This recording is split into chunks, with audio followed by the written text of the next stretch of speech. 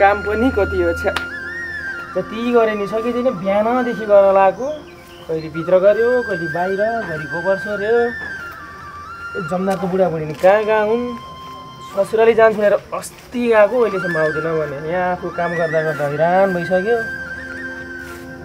जति गरे नसकिने अर्का घरमा काम गर्न बसेपछि यस्तै त आफ्नो घरमा त्यस्तै हो गाह्रो छ गरिब भएर जन्मिन नि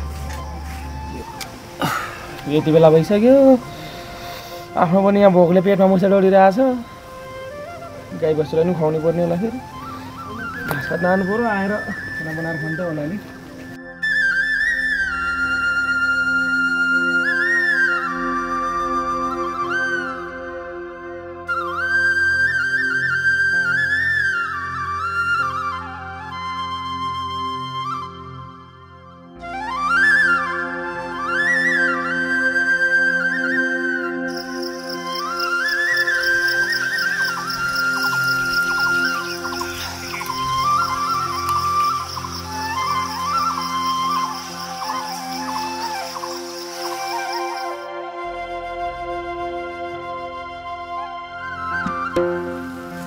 आज अब यति काट्नु पर्यो घाँस नजिकै पनि छ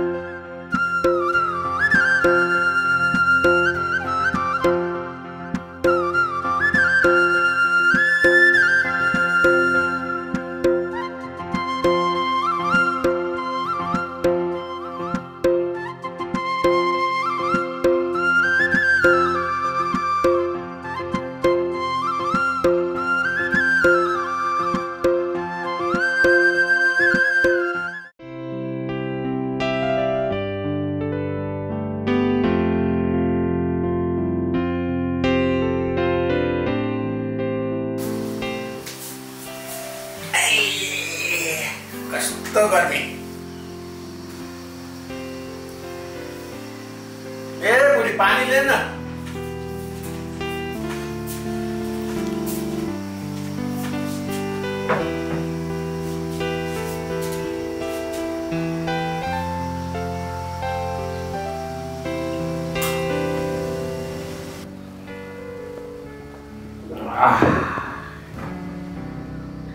बुढो कहाँ गएर आउनु त यस्तो पसिना गरेर गर्मी छ यस्तो कहाँ पुगेर आउनु त्यो पर गाउँतिर गएर आएको बाबै के गर्नु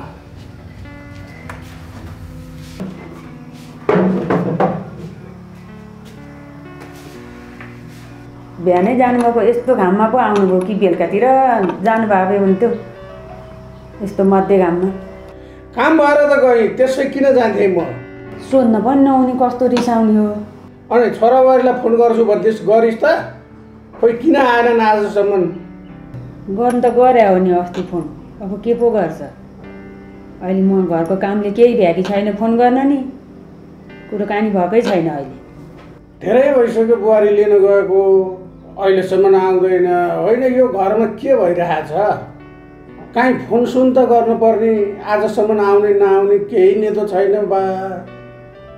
आउला नि त, महारानी रिसाएर गइरहेछिन्। अब फकाइ फुलाइ पारेर ल्याउनु पर्यो नि उसले, उसलाई नि गाह्रो छ। जसै गरौँ, कोही आए आउन् नआए नआउन्, म त आराम गर्न जान्छु।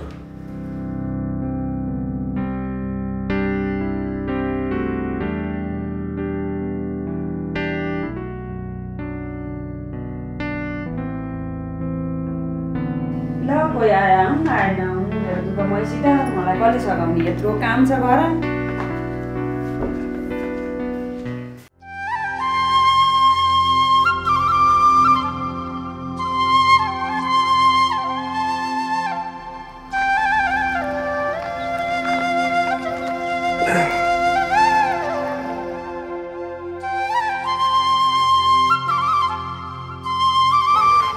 बुढी यो के को साग हो? दिए छैन के को साग हो? ल छोड्दै यस्तो कुरा। बरु आज तिमीसँग म फाइनल कुरा गर्छु है। म अब यसरी झुलेर बसेको पनि धेरै भयो, तिमी पनि माइतमा आएर बसेको धेरै भयो। हेर बुढी, मैले भनेको मान, जिन्दगी भनेको यस्तै हो, दुःख सुख गरौँला, फेरि यी दिन आउलान् नआउलान्। अब म जाँदै जाँदैन, जति दुःख कष्ट गर्नु थियो सबै भोगिसके, कसैको दयामाया चाहिँदैन अब मलाई। त्यसो भए तिमीले चाहेको के हो त? ल भन त। डिभोर्स हो मैले चाहेको, डिभोर्स। नचाहिने कुरा नगर बुढी, डिभोर्स त म तिमीलाई मरे पनि दिन्न। उता घरमा पनि बाबुआमाले एकदम चिन्ता गरिरहेका छन्। एकचोटि भनेको बुझ्दैन कि सुन्दैन? अझै सोच है बुढी, मलाई थाहा छ मैले दिएको पीडाले तिमीलाई अझै दुःख भइरहेछ। सधैँभरि यसरी माइतमा बसेर जिन्दगी त चल्दैन होइन र?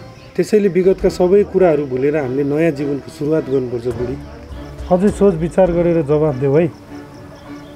म एकछिन बाहिर गएर आउँछु।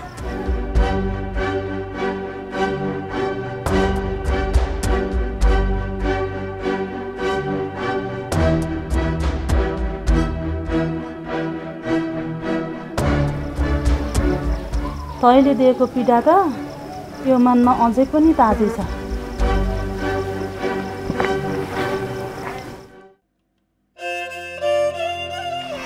यो भाइलाई चाहिँ सोध्नु पर्ला, टाइम कति भयो भनेर। हो भाइ, घाँस काटेर आउनु भएको? हजुर भाइ कति भयो होला टाइम? खै दाइ मलाई थाहा भएन नि, मसँग न मोबाइल न घडी केही पनि छैन। ए अहिलेको जमानामा पनि मोबाइल घडी नबोक्ने भन्ने हुन्छ र भाइ? तिमी पनि कस्तो कुरा गर्छौ? साना साना बच्चाहरूले त बोक्छन् अहिले मोबाइल घडी। सबैको भाग्यमा कहाँ एउटै लेखेको हुन्छ र दाइ? आफू त गरिब मान्छे परियो, त्यसमाथि पनि अर्का घरमा काम गर्ने। आफ्नो त बाबामा पनि छन् कि छैनन् केही थाहा छैन, अनि हामी जस्तो मान्छेसँग कहाँबाट मोबाइल घडी हुन्छ? तिम्रो कुराले त साह्रै खल्लो बनायो। के गर्ने भाइ, अब आफ्नो परिस्थिति अनुसार चल्नै पर्यो। बरु भाइ कसकोमा काम गर्ने हो र? म त जमदार बाको घरमा हो नि दाइ।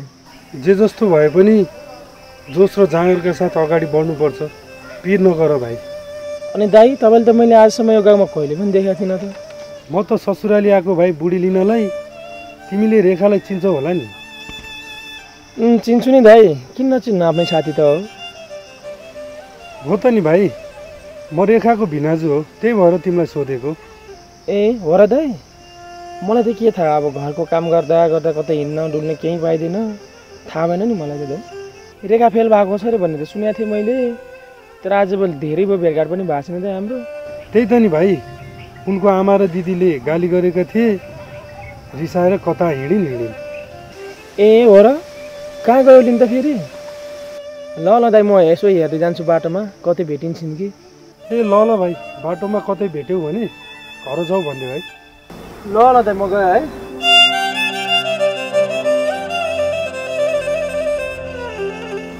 के खालको मान्छे होला, रेखाको नाम लिएपछि त ढोलेर गएछ यस्तो भारी बोकेर पनि।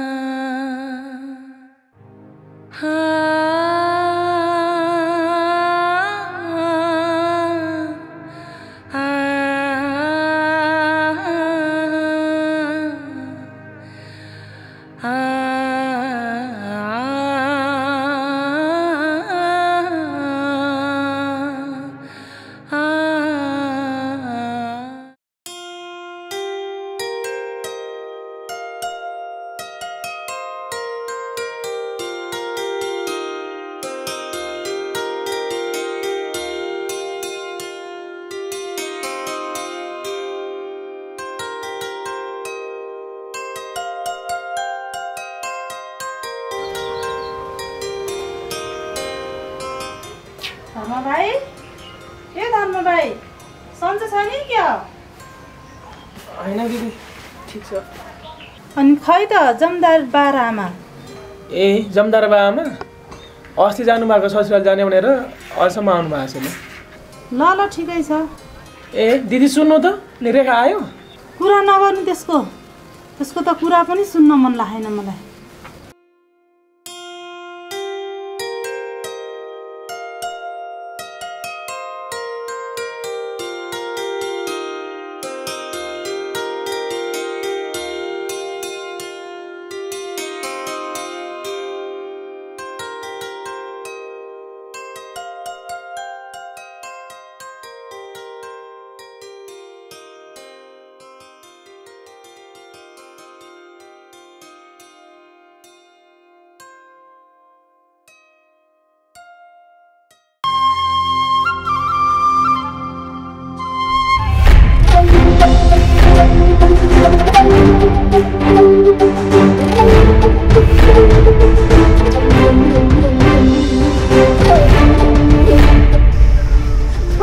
यो तिमीले के गरे कि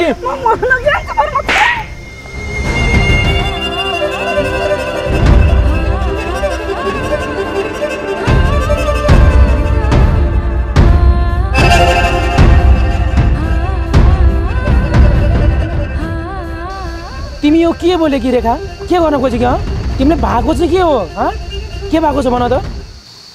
अनि म के गरौँ त के गाउँभरि पनि फलानाकी छोरी यस्तै उस्तै भन्ने सबैले मेरै कुरा काट्दैन। आए तिम्रो बहिनी खुब राम्रो पढाएको भन्थ्यौ त ऊ उल्टी छे त नाकै काटी छे त ल।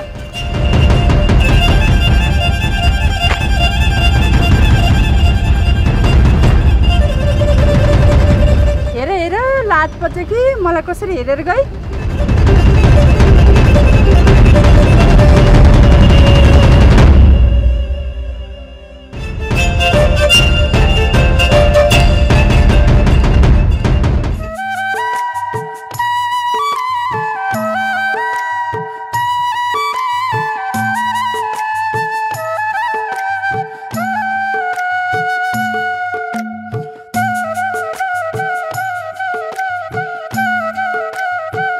सम्पदा थाहा छ रेखा दिदी त एक्जाममा फेल भएको रे नि। ए हो र बिचारा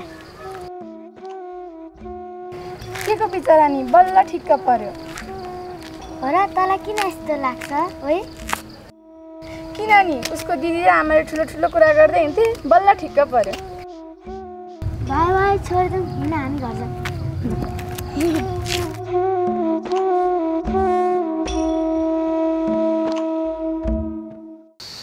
घरमा पनि यस्तै। हेर हेर यसले त बाबुआमाको नाखै फाल्ने भयो नि हिँडे कि लन्ठ्याङ गरेर। तँलाई अलिकति लाज लाग्दैन? होइन कि दिदी पहिला मेरो कुरा सुन्न। तैँले सुन्न र बुझ्ने लायकको के राखेको छस्? थुक्क तेरो जिन्दगी त बाँच्नुभन्दा त तँ बरु मरिजा के। तँलाई अलिकति लाज पनि लाग्दैन? तँलाई खाइ नखाइ यति दुःख गरेर पढाएको आज यही दिन देख्नलाई हो। तेरो कारणले गर्दाखेरि आमाले नि केही कुरा सुन्न नसकेर माइत गएर बस्नुभएको छ। दिदी दिदी मेरो कुरा सुन्न। धेरै दिदी दिदी नभन्। आजदेखि होइन म तेरो दिदी। तेरो थोप्रा नदेखा अब मलाई त गइहाल।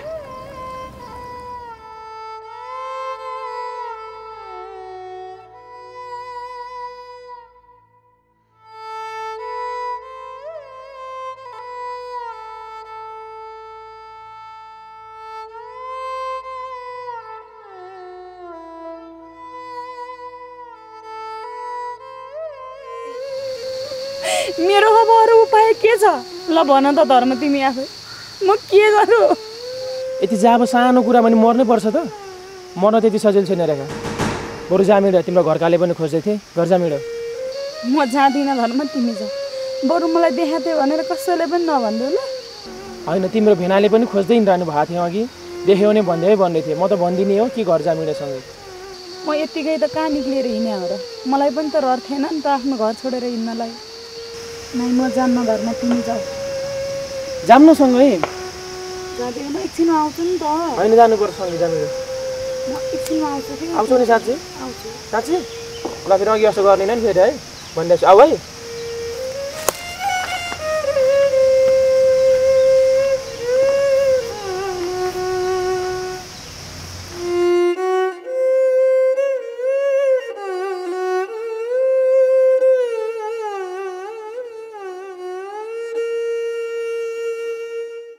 ए बुढी छोरा बुहारीलाई फोन लगाइ लगा